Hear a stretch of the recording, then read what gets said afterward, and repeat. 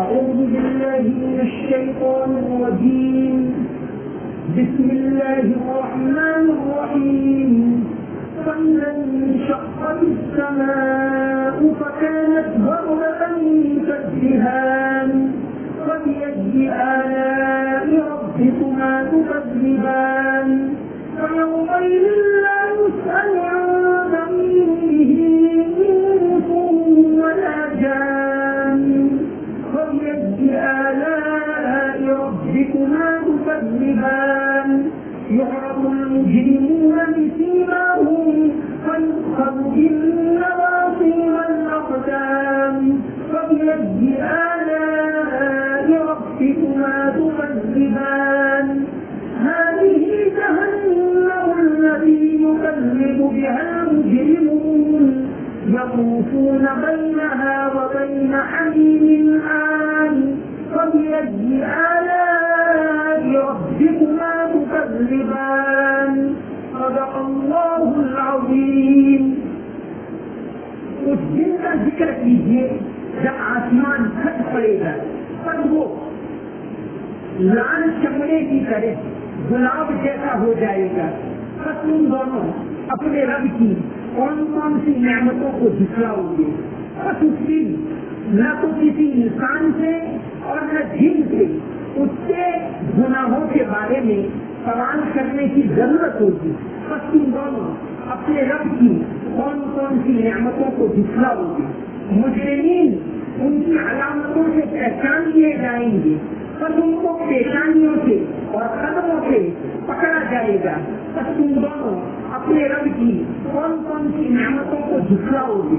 ان سے کہا جائے گا کہ یہ وہ جہنم ہے جس کو مجرمین جھٹلایا کرتے تھے. وہ اس کے درمیان اور سخت کھولتے ہوئے پانی کے درمیان گردش کرتے رہیں گے. اور تم دونوں اپنے رب کی کون کون سی نعمتوں کو جھٹلاؤ گے. پھر آیتوں کے اندر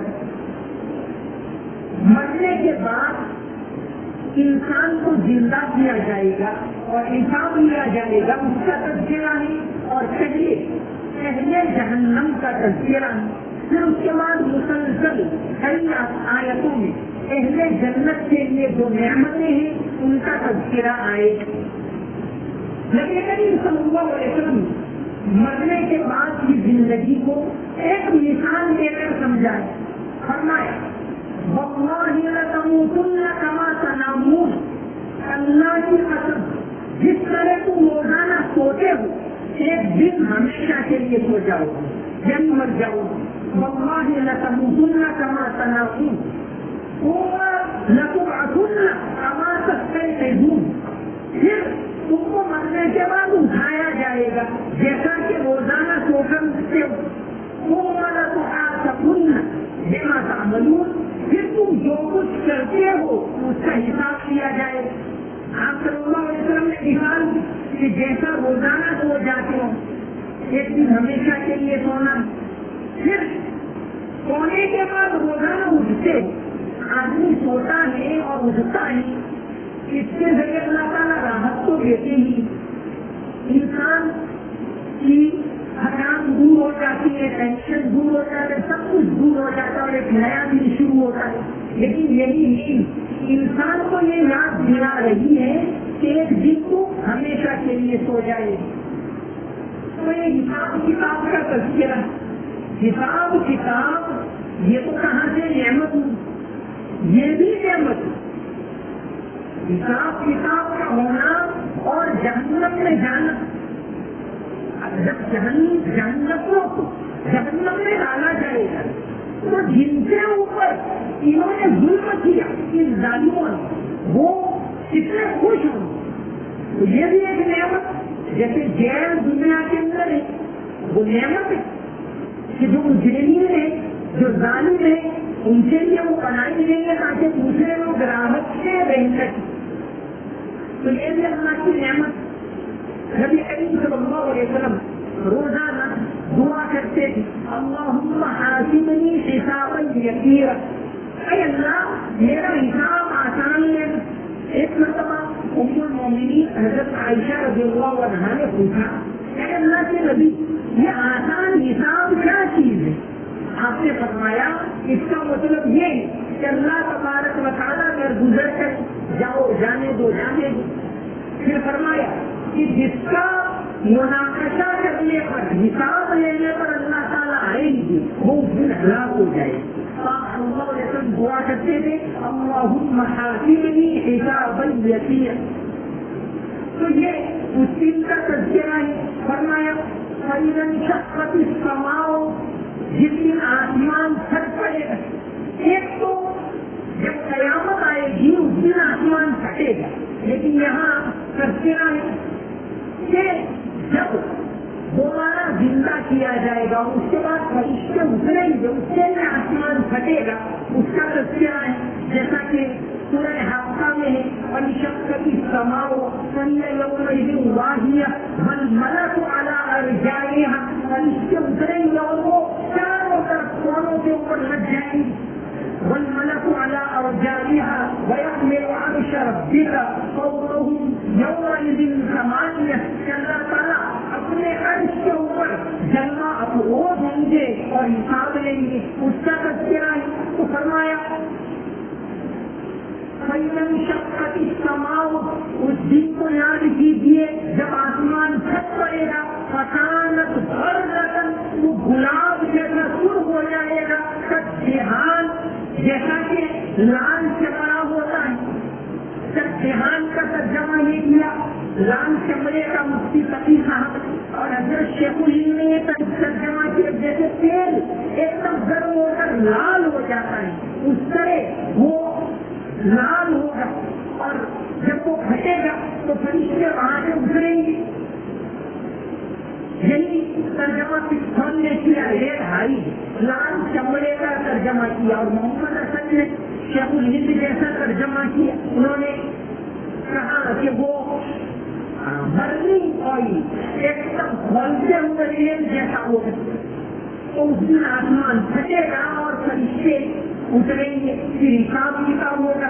آگے فرمایا فَيَوْمَئِذٍ لَا يُسْأَلُ عَنْ ذَنبِهِ إِنسٌ وَلَا جَانٌ.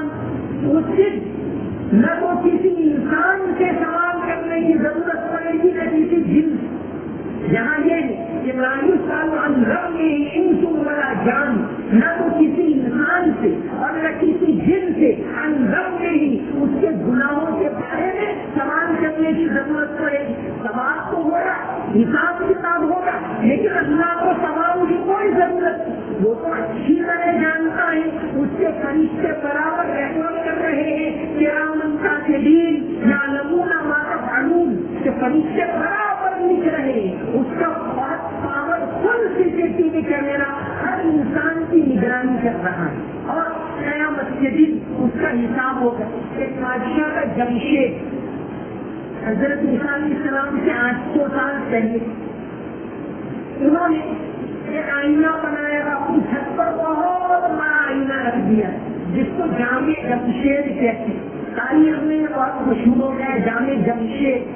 یہ آئینہ اس لیے رکھا تھا شہر میں کہاں کیا ہو رہا ہے اس کے پہلے رات نظر رکھتے تو اس آئینے میں دیکھتے. 3000 سال پہلے کی بات. تو اللہ تبارک و تعالیٰ کے فرشتے برابر دیکھ رہے ہیں, برابر نگرانی کر رہے ہیں کرامن کاتبین یعلمون ما تفعلون. اور فرمایا سورہ کہف میں لا یغادر صغیرۃ ولا کبیرۃ الا احصاها, کہ انسان کی کوئی چھوٹی غلطی برابر کسی کو نہیں چھوڑ رہے, برابر لکھ رہے, برابر ریکارڈ کر رہے. تو وہ قیامت کے دن پیش کیا جائے گا. لیکن یہاں فرمایا کہ لا یسأل عن ذنبه انس ولا جان, نہ تو کسی انسان سے اس کے حساب کتاب کی ضرورت پڑے گی اور نہ کسی جن. اللہ تعالیٰ کو سب معلوم ہے, لیکن حساب ہو جیسا کہ حدیث شریف کے اندر آتا ہے کہ بندے کے قدم کسی انسان کے قدم اس وقت تک ہٹ نہیں سکیں گے جب تک 5 چیزوں کے بارے میں اس سے حساب کیا جائے. عن عمره فيما افناه, زندگی کہاں خرچ کی, قیمتی وقت تم کو دیا تھا وہ وقت کہاں تم نے برباد کیا. دوسرا سوال ہوگا جوانی کہاں خرچ کی, اللہ کی عبادت میں خرچ کی, حلال کمائی میں خرچ کی, اللہ کے بندوں کے ساتھ اچھا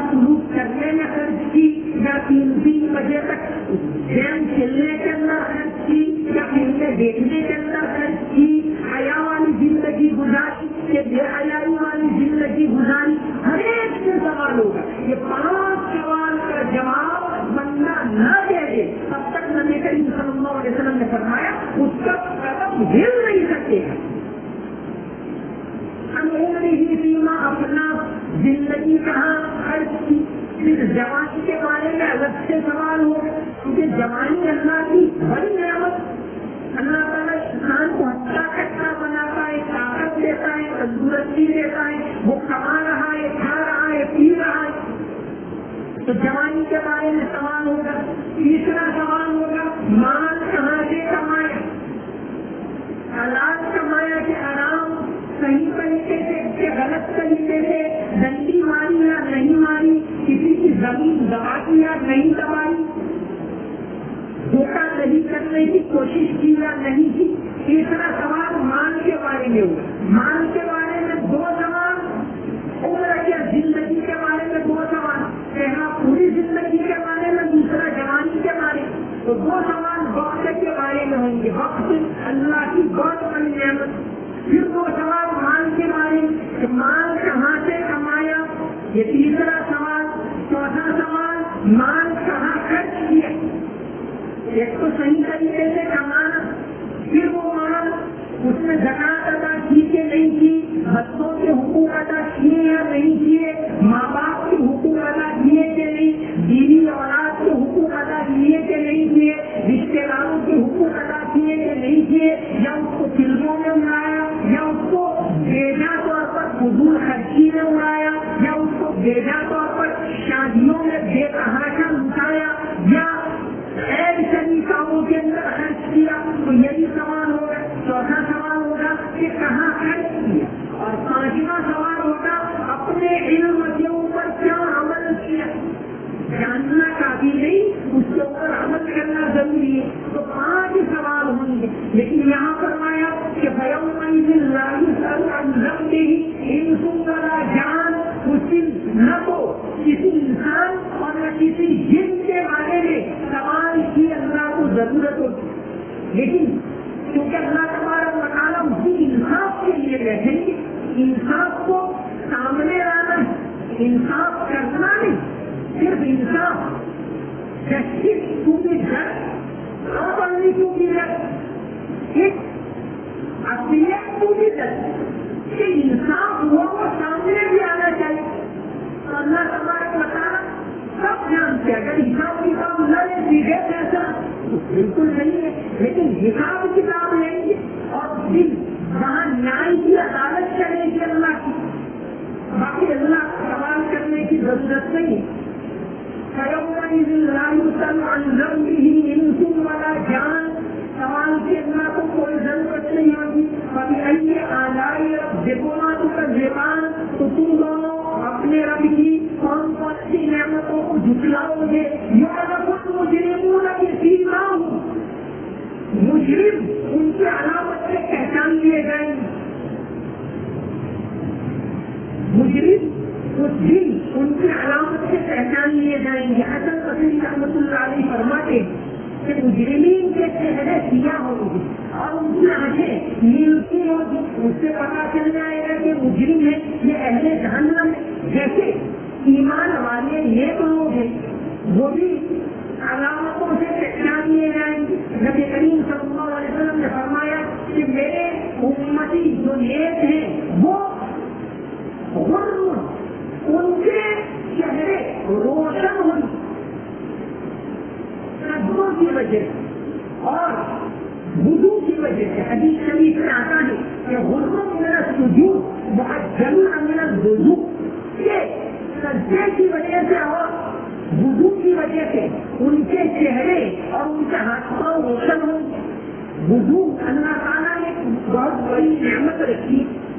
دوسرے لوگوں کے یہاں یہ کنسپٹ نہیں ہے کہ پوجا کرنی ہے, عبادت کرنی ہے, تو پہلے کیا کریں. یا فرمائے ہر چیز کا طریقہ اسلام نے بتایا, بہت اچھا طریقہ بتایا. ہم نے ایک مرتبہ بات چیت میں کہا کہ یہ وائرس سب سے زیادہ کہاں سے داخل ہوتا ہے, تو جب ناک سے داخل ہوتا ہے اس کو دبا کے رکھو, بند کر کے رکھو, ورنہ جرمانہ لیا جائے. تو اللہ تعالیٰ نے ہمیشہ کے لیے ہم کو یہ تعلیم دی, وضو کرتے وقت ناک کو صاف کر, صرف ابھی نہیں, ہمیشہ کے لیے وائرس سے حفاظت. وہ تمام کا کام تو نہیں ہے. قیامت میں اس کی وجہ سے انسان غرم اور محجلون اس کے ہاتھ پاؤں اور چہرہ روشن ہوگا، پہچان لیا جائے گا یہ نمازی نبی کریم صلی اللہ علیہ وسلم نے فرمائے. اور مجرمین کے بارے میں یہاں فرمایا یعرف المجرمون بسیماہم، مجرمین ان کی علامتوں سے پہچان لیے جائیں گے اس دن. آج تو دنیا کے اندر اہل ایمان کو وضو کی وجہ سے ہمیشہ تر و تازہ، خوش و خرم، روشن رہے.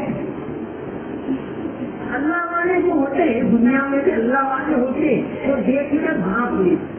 خط کا مضمون بھانپ لیتا ہوں، لفافہ دیکھ کر آدمی پہچانا جاتا ہے شکل کو دیکھ کر. جیسے ڈاکٹر ہوتا ہے وہ جسمانی بیماریوں کا ماہر ہے، آنکھ دیکھ کر ڈاکٹر پہچان لیتا ہے اگر ماہر ہو کہ اس کو یہ ہوا. چہرہ دیکھ کر پہچان لیتا ہے کہ اس کو یہ بیماری، زبان دیکھ کر پہچان لیتا ہے کہ یہ بیماری. تو اس طرح اللہ والے جو ہوتے ہیں وہ بھی دیکھ کر پہچان لیتے ہیں کہ یہ ایسا ہے، یہ ایسا ہے. ایک بہت بڑے بزرگ گزرے مولانا احمد علی لاہوری رحمۃ اللہ علیہ، مولانا علی میاں کے بھی استاد رہے. قرآن کے ان کو شیخ التفسیر کا لقب دیا ہے. قرآن کی تفسیر ہمیشہ خاص لوگوں نے بھی کرتے ہیں، عام لوگوں کا ہمیشہ روزانہ کا معمول ہے، گھنٹہ تفسیر کرتے قرآن کے ساتھ ہاتھ لگاؤ. اور اللہ تعالیٰ نے وفات بھی اس طرح دی 1962 میں، لاہور میں رہتے تھے. 1962 میں 17 رمضان کے دن تسجیل میں حضرت کی وفات مولانا احمد علی لاہوری. ان کا واقعہ کہیں بات آئی کہ یعرف المجرمون بسیماہم، کہ مجرم ان کے چہرے سے علامت سے پہچان لیے جائیں گے. چلو اس کو پکڑو. اسی طرح ایک لوگ نمازی وغیرہ نبی کریم صلی اللہ علیہ وسلم نے فرمایا کہ علامتوں سے پہچان لیے جائیں.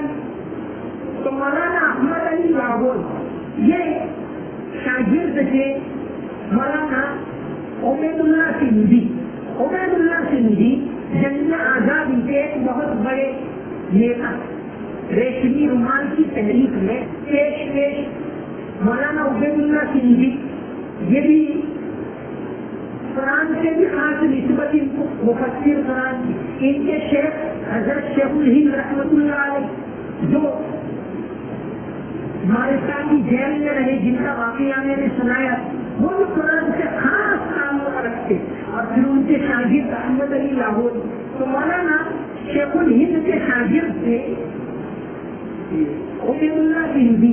مولانا عبید اللہ سندھی سکھ بڑی عمر میں اسلام آئے اور پھر دیوبند چلے گئے پڑھنے کے لیے. حضرت نے ان کو جنگ آزادی میں بھی لگا دیا. کئی ملکوں کا سفر کیا انہوں نے. اور انگریزوں کے بہت سخت مخالف تھے مولانا عبید اللہ سندھی. جب دیوبند سے پڑھ کر لوٹے اپنے وطن میں لاہور میں، تو یہ مولانا احمد علی لاہوری کے والد صاحب شیخ حبیب، وہ ان کے معمولات ہوتے ہیں، وہ بھی نو مسلم. شیخ حبیب بھی نو مسلم اور عبید اللہ سندھی جنگ آزادی ریشمی رومال میں بہت آگے تھے، یہ وہ بھی نو مسلم. تو ملنے گئے شیخ حبیب سے. شیخ حبیب نے کہا کہ میرا بیٹا احمد علی، اس کو آپ کچھ پڑھایا کر. تو مولانا عبید اللہ سندھی نے مولانا احمد علی لاہوری کو پڑھایا. بعد میں شیخ حبیب کا انتقال ہو گیا تو اپنے پیر کے مشورے احمد علی لاہوری کی معائنہ سے انہوں نے نکاح کر لیا عبید اللہ سندھی. تو اس لحاظ سے دیکھیں تو احمد علی لاہوری نے ایک لحاظ سے سوچے بیٹے مولانا عبید اللہ سندھی. مولانا احمد علی لاہوری کا ایک واقعہ آتا ہے، اس سے بڑے مقام کے اوپر پہنچے، بڑے علماء، بڑے صوفی، بڑے مفسر، بڑے عالم. ان کا ایک واقعہ، کئی واقعہ بھی ان کے آتے ہیں بڑے اللہ والے. ان کی جو پگڑی تھی اس میں اللہ تعالیٰ نے ایک تاثیر رکھی. ایک مرتبہ مولانا نے وضو کے لیے پگڑی نکالی اور ان کا ایک طالب علم بتا نام کی کتاب میں لکھا ہوا ہے، ذہن میں نہیں ہے. انہوں نے پگڑی پہنی تو ایک دم وہ طالب علم ہے وہ گھبرا گئی. اچانک کوئی سانپ نظر آتا ہے، کوئی چڑیا نظر آتی ہے، کوئی شیر نظر آتا ہے. حضرت نے ایک دم سے پگڑی لے لی. کہاں کہ یہ انسان دکھتے ہیں لیکن حقیقت کوئی تو سانس کی کرے کہ خود کو فائدہ ہو یا نہ ہو, دوسرے کو نقصان پہنچا.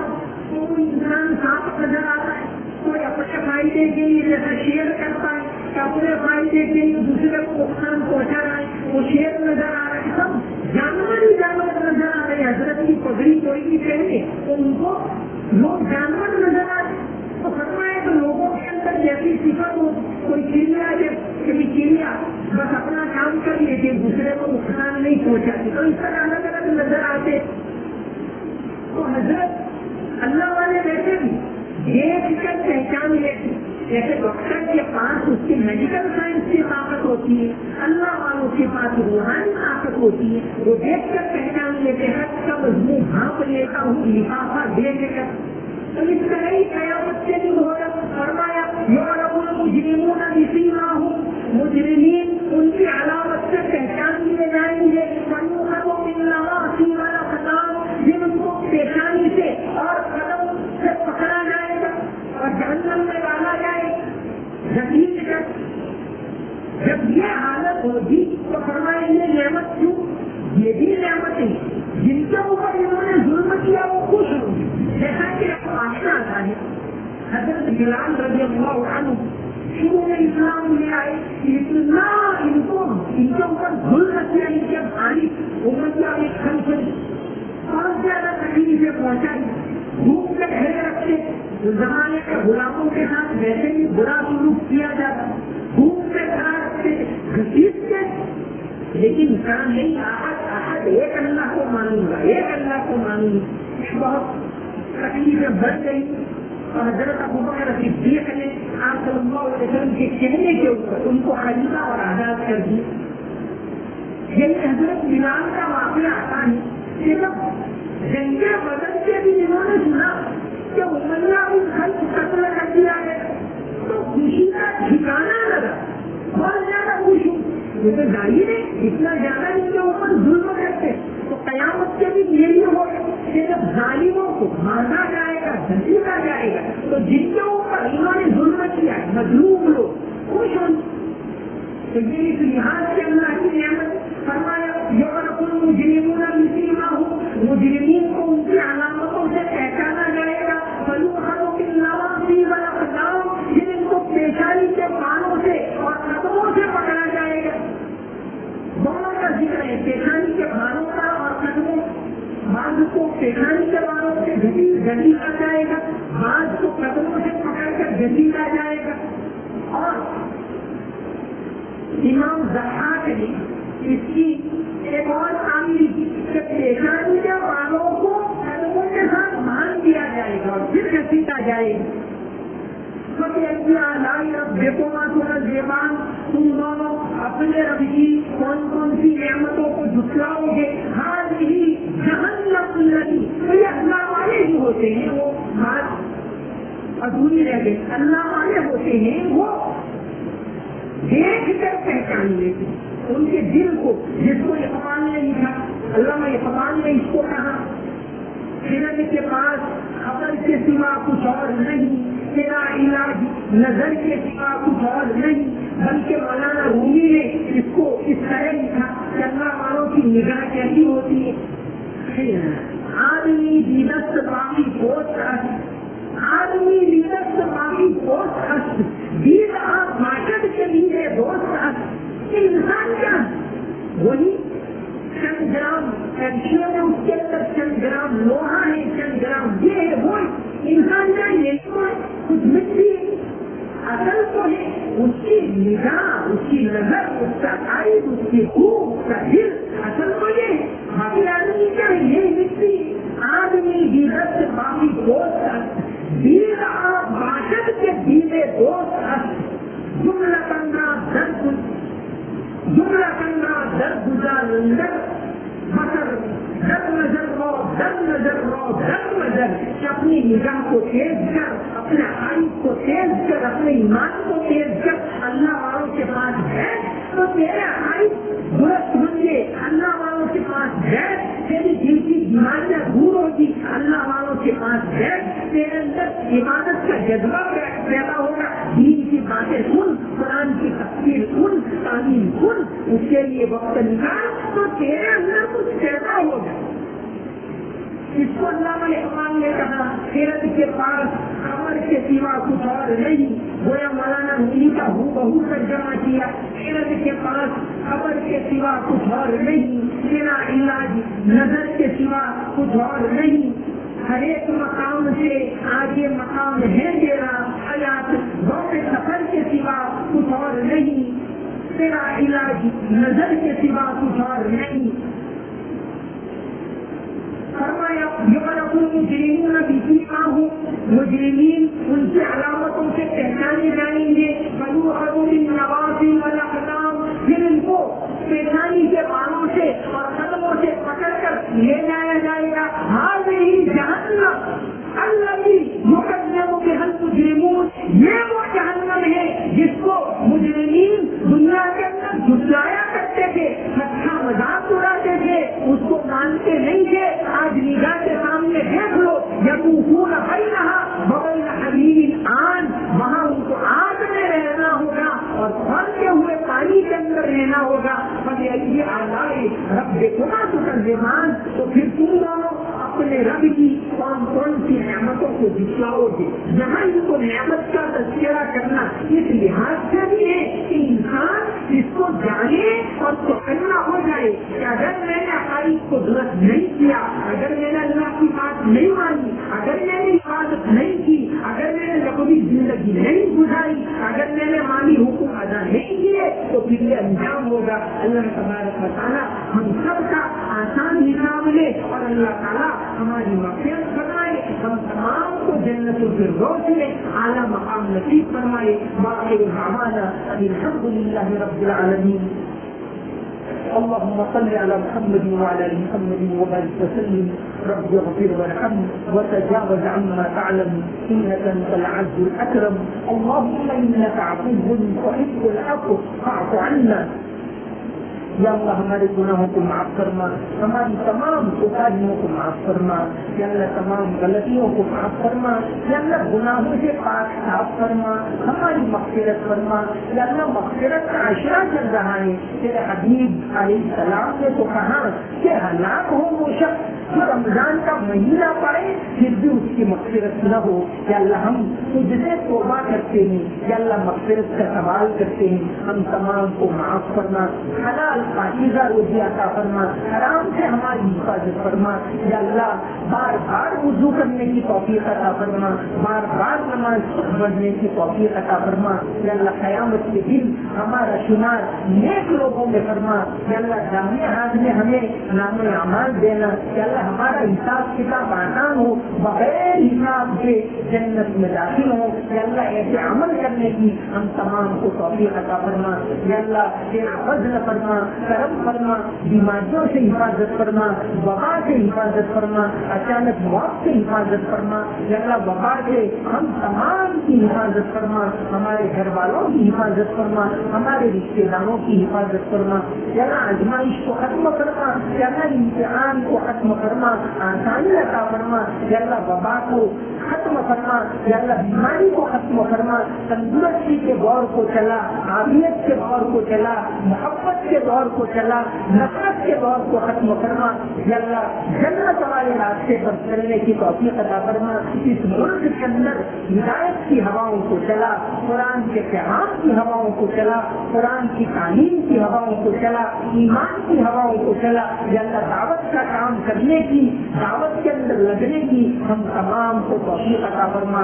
اللهم صل على محمد وعلى ال محمد وبارك وسلم. سمعنا واطعنا غفرانك ربنا واليك المصير برحمتك يا ارحم الراحمين.